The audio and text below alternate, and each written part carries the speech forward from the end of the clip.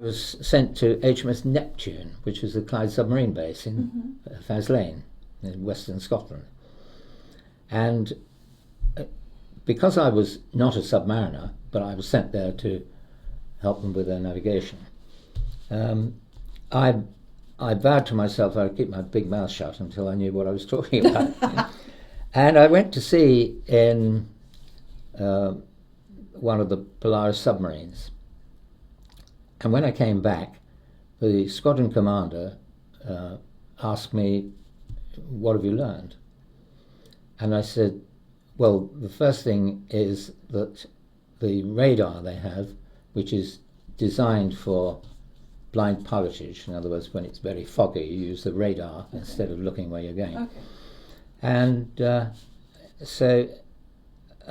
but it's unfit for service because it's not accurate enough, and it's misleading, and there's a better solution.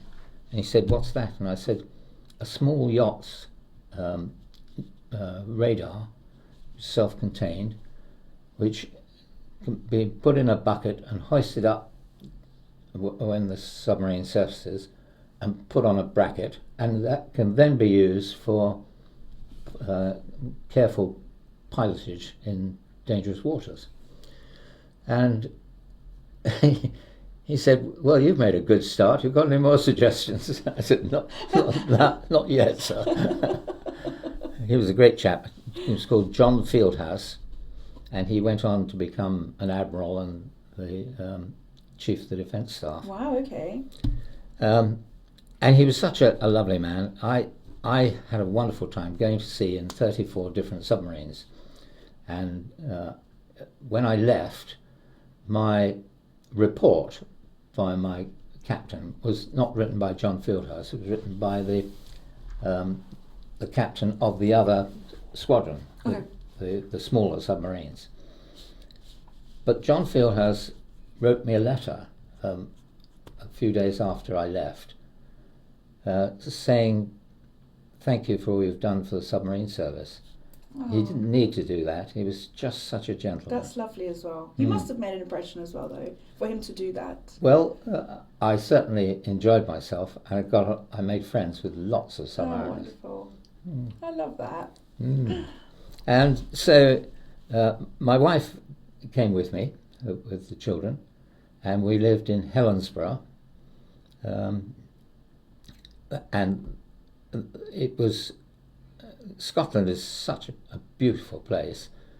There is a lot of rain, but if it's raining, you can say with fair conviction, tomorrow it will be sunny. And so I resolved that instead of Jean spending the whole of Sunday forenoon making a roast lunch, we would have a picnic on Sundays, whatever the weather was. And so we went to places like Glenfruin and up the Rest and Be Thankful and all that. It was just a wonderful time. Oh, wow. And I made so many friends in the submarine service that later on, when they had their 50th anniversary of the opening of the submarine base, my son, who's a submariner, told them that I had been at the base when it opened. And they said, "Oh, well, that's good. Could you write half a page of your recollections to help us with our ceremonial?" So I did that, and I added the names of the 34 submarines that I'd been to sea in, and they said, 34 submarines? They made me a guest of honour. No way! Yes. Brilliant! It's just wonderful.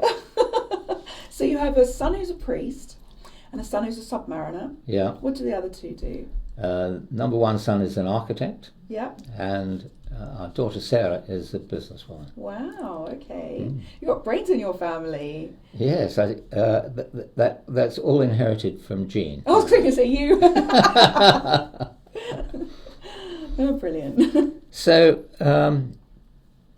yes, HMS Neptune was a terrific job, nearly 3 years. The most dramatic event was something called submiss. There are two warnings.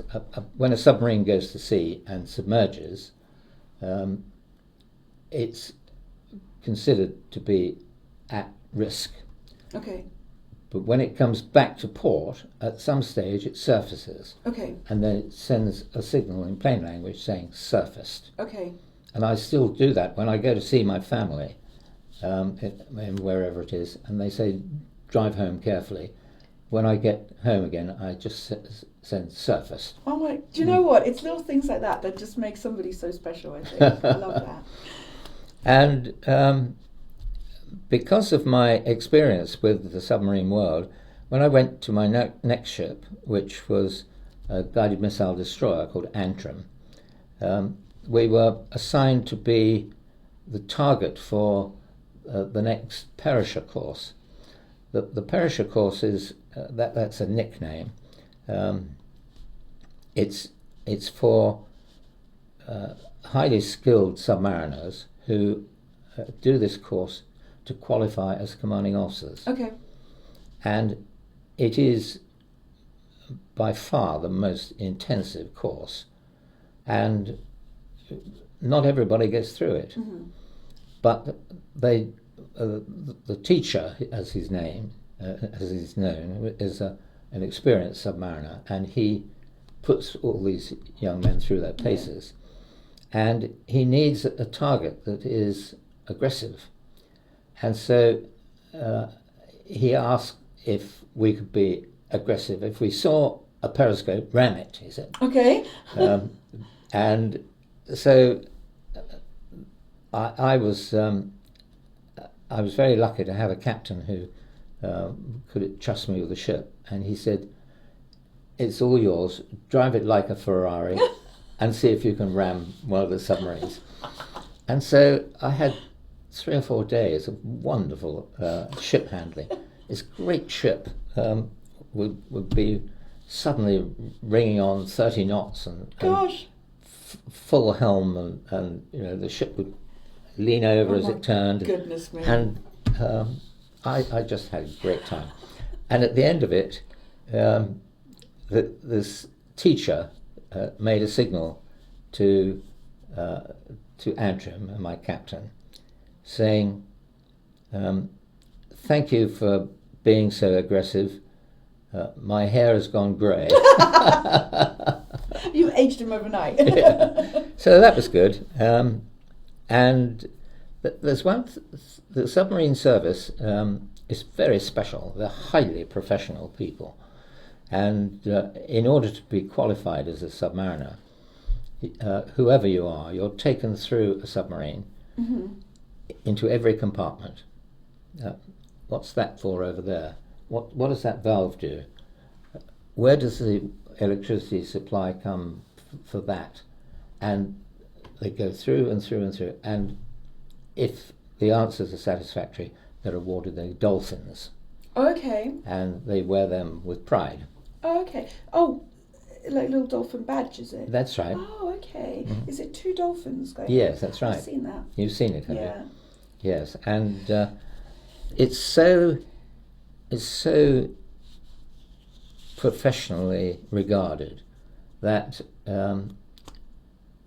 when I was given a dolphin badge by a submariner to thank me for what I'd done, and I never wear it on display because I'm not a submariner, right, okay. and I haven't earned it. Yeah.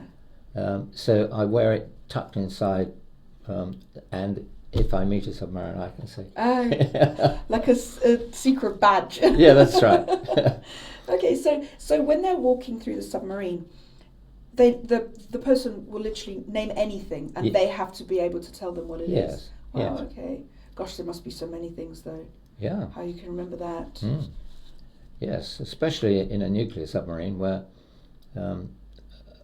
the compartment where the nuclear fission takes place is closely guarded, and it's difficult for anybody to get in unless they have clearances.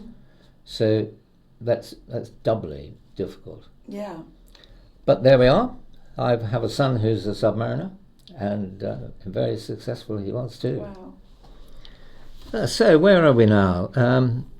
Oh yes, I mentioned submiss. Yes, yes. And when a submarine surfaces, it makes this signal saying surfaced. Mm-hmm. That puts everybody's mind at rest. If it doesn't send that signal within a prescribed time, 2 hours or 4 hours or something, then a cautionary signal is made to the world saying that the submarine has not responded or has not signal surfaced at the agreed time. And if it goes beyond 4 hours, I think it is, a signal is sent saying submiss, Okay. submarine missing. And it happened once when I was at Faslane, I was at home. My phone rang and I picked it up and a voice said submiss and put the phone down because they had to phone lots of people. I got in my car and drove. In those days the road was pretty narrow and windy. I drove at 90 miles an hour to get to the base to help with sorting out this missing submarine. Fortunately, she was all right. So, but you know, submariners live in this dangerous world. That's all terrifying. The time. Yeah. How long do they submerge for at any one time? For quite a long time. Okay, so it's not just like a couple of hours or. I really couldn't tell you. Oh, okay. I don't talk about okay. Anything to do with submarines. That's fair enough. If you told me, you'd have to kill me. That's right. And that I would hate doing that. No, I would hate you to do that. Because you have such lovely coloured hair. You know, you'd be such a loss. Thank you.